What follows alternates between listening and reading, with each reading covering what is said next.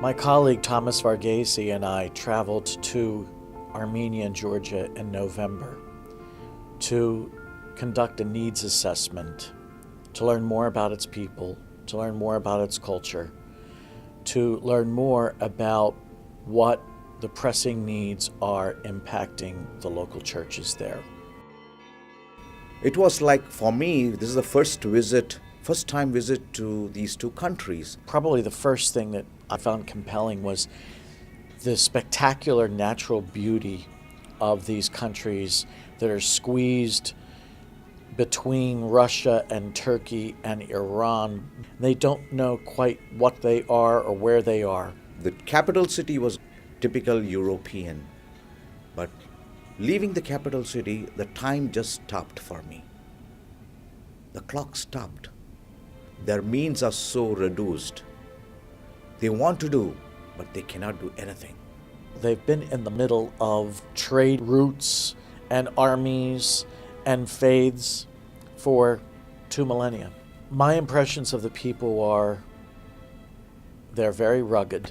They're hardworking, very hardworking, and especially the mothers in the house. Their thirst for beauty is unquenchable. Gorgeous churches, spectacular artwork, love of music. Very intelligent people, loving, hospitable. With a great sense of pride. And at the same time, a tremendous sense of humility. The other thing that struck me about the people was their intense faith. I think of centuries of these people being haunted, persecuted. But they never left their faith. Their faith in God was so strong. No matter what, certain churches which I visited, ancient, and that really touched me. Where am I standing? Am I worthy to stand in this holy place? I think of three needs Kanewa, Catholic Near East Welfare Association, can address for the peoples and churches of Armenia and Georgia.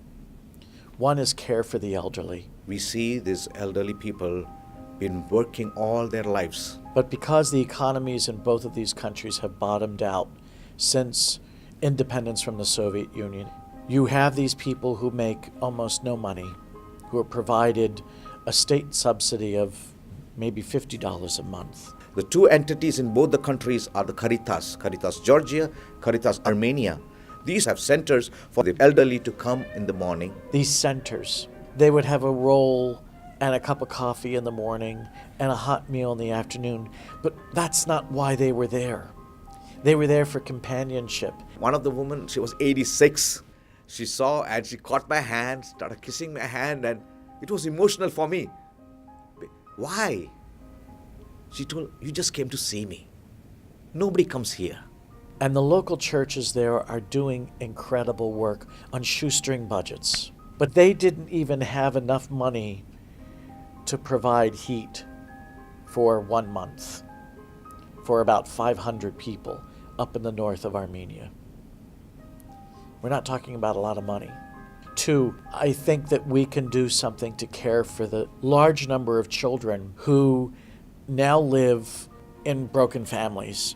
In order to make a living, the fathers oftentimes travel to points north to find work.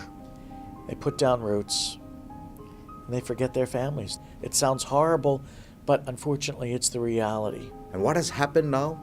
These young women with children at home, they have to support them. What is the only means? They have ventured out into prostitution. And that's creating a different demon over there. I'm not there to condemn. I'm no one to condemn. But how can we help to see the tomorrow? There's a brighter tomorrow for these children. Third thing, priests are married and have families. Catholic priests are married and have families. They have no income. They are in the middle of the muck. They're in the middle of these villages, providing everything that a priest, village leader, can provide with nothing. I frankly don't know how they do it. They need assistance. They need our help. I've been to poor countries, but this is different nature of poverty. They're great people and their hospitality, amazing. One of the houses where we went, poor houses. The older son is paralyzed due to some accident. They have a daughter, father, mother. And Out of nothing, they bring in what they have and they want to offer it to us. They greeted us not with just bread and salt, but tremendous love and tremendous openness and a tremendous meal that I don't know how they paid for. And that was joyful. It was amazing happiness and joy with that family. And that taught me something. If we can help these people with some resources we have, they will be self-sufficient. Show them the light and they will come up. I found this trip transformative, and it's constantly on my mind. If the church wasn't here tackling these issues, who else would do it? And I look at these two Christian countries, the first countries to accept the faith, the Christian faith, and I see their tremendous needs, and it just renews in me a fervor to do something more. And happily, I work with Catholic Near East Welfare Association. And happily, I'm a part of a group that's charged by the Holy See to do just that. And happily, I can have this opportunity to ask you, our friends and our benefactors, to join us to do more for these people who remain the staunchest witnesses of the faith.